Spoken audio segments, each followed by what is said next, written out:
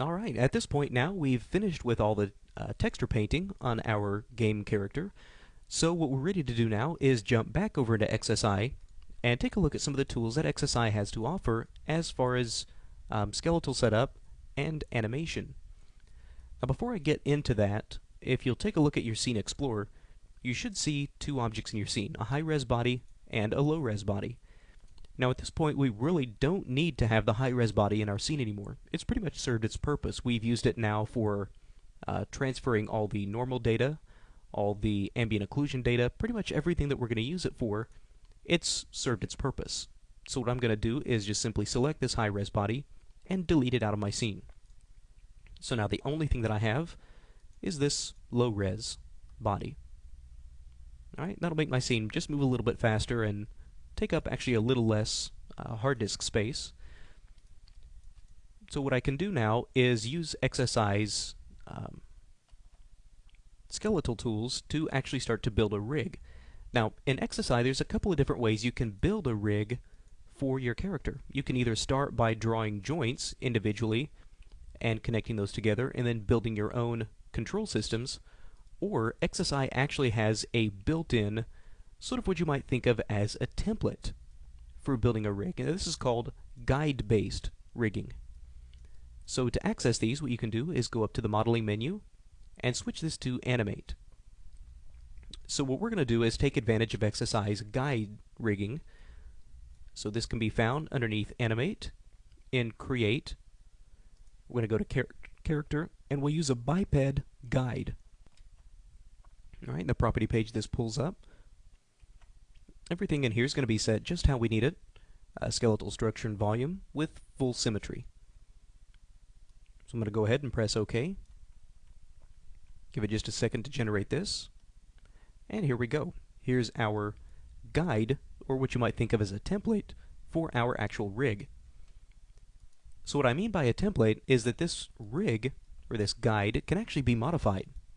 So if you select any of these boxes that you can see on any of the joints, you see boxes for the hips, you see some for the knees, down around the ankles, around the elbows. If you grab any of these and start to move these around, you can actually start to change the bones themselves that will eventually be generated. So you can have a character with really, really long arms, and because of symmetry, that will actually adjust that accordingly on both sides. So what I'm going to do is get this position just right around the elbow. Go ahead and position this down around the hands.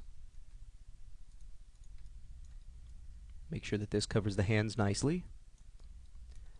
And because of symmetry, like I said, everything should be lining up pretty much perfectly on both halves. So once we have this part done, now we can actually generate the guide or the rigs that are based on this guide. So if I go to my Scene Explorer, you should have a biped guide that was created. So I'm going to go ahead and just select that, go over to Character, and Rig from Biped Guide. Now this will pull up a property page that has a few really, really important options to take note of. You have in the chest area, you can do a quaternion spine or a skeleton spine. Now with a quaternion spine, you have the option to move the hips independently from the chest. So that's how you can get these really nice hip sways and these hip movements independent from the upper body. So we're going to want to make sure that we leave that set to a quaternion spine. Also for things like the head, you can do a skeleton head or a quaternion spine head. So that's actually what I'm going to use. Set the divisions down to 1, so that way we just have one bone that runs through the head. Now, a really important option, especially if you're going to be able to export this to something like a game engine, is the ability for XSI to create shadow rigs. So for a shadow rig, it will generate a secondary skeletal system that follows the rig that's about to be built. So you can tell it to build yourself an XSI skeleton, just a simple box hierarchy skeleton, and a few others. What we want to do is tell it to build a Softimage 3D skeleton. Now, a Softimage 3D skeleton is going to be really, really well suited for transferring this animation to a game engine. So for the shadow rig, we'll have it build a Softimage 3D skeleton. Just press OK. And you just give this a couple seconds to generate the rig for you.